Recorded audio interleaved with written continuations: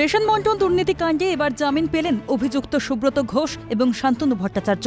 বুধবার শর্তসাপেক্ষ জামিন মঞ্জুর করেন ইডির বিশেষ আদালতের বিচারক প্রশান্ত মুখোপাধ্যায়। সূত্রের খবর, ব্যক্তিগত 10 লক্ষ টাকার বন্ড এবং 50,000 টাকার বেল বন্ডে দুজন জামিনদারের উপস্থিতিতে তাদের জামিনের আবেদন মঞ্জুর করেছে আদালত। এই মামলায় এটি 7ম এবং 8ম জামিন। এর আগে এই মামলায় ব্যবসায়ী বাকিবুর রহমান, বিশ্বজিৎ দাস, বনগাঁ পৌরসভার প্রাক্তন চেয়ারম্যান শঙ্কর আঢ্য, রাজ্যের প্রাক্তন খাদ্যমন্ত্রী জ্যোতিপ্রিয় মল্লিক, তৃণমূল নেতা আনিসুর রহমান এবং তার দাদা আলিফ নূর জামিন পেয়েছিলেন। আর এবার জামিন পেলেন অভিযুক্ত সুব্রত ঘোষ এবং শান্তনু ভট্টাচার্য।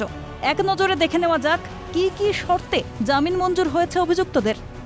নাম্বার 1, পাসপোর্ট জমা রাখতে হবে আদালতে।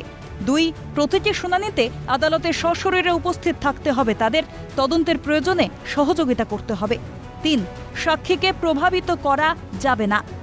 4, তদন্তকারী আধিকারিককে নিজের একটি সচল মোবাইল নম্বর দিতে হবে, যে ফোন নম্বরে অভিযুক্তদের সবসময় প্রয়োজনে পাওয়া যাবে। 5, আদালতের অনুমতি ছাড়া ভারত ছাড়া যাবে না। 6, কোনোভাবেই প্রমাণ লোপাট করা যাবে না। নম্বর 7, জামিনে থাকাকালীন সময়ে কোনো রকম অপরাধে লিপ্ত হওয়া যাবে না। মামলার পরবর্তী শুনানি আগামী 16 এপ্রিল। ওই দিন অভিযুক্তদের আদালতে সশরীরে উপস্থিত থাকতে হবে। এর পরবর্তীকালে যেটা দেখা যাচ্ছে যে এই মামলায় এটা 7ম এবং 8ম জামিন। সুতরাং এক্ষেত্রে এই মামলায় একমাত্র ধৃত রয়েছেন হিতেশ ছন্দক। এই মামলায় 8 জন অভিযুক্ত জামিন পাওয়ায় এখন শুধু অভিযুক্ত হিতেশ ছন্দকই জেল হেফাজতে রয়েছেন। মামলার পরবর্তী শুনানিতে আদালত কী নির্দেশ দেয় সেই দিকে নজর আইনজীবী মহলের।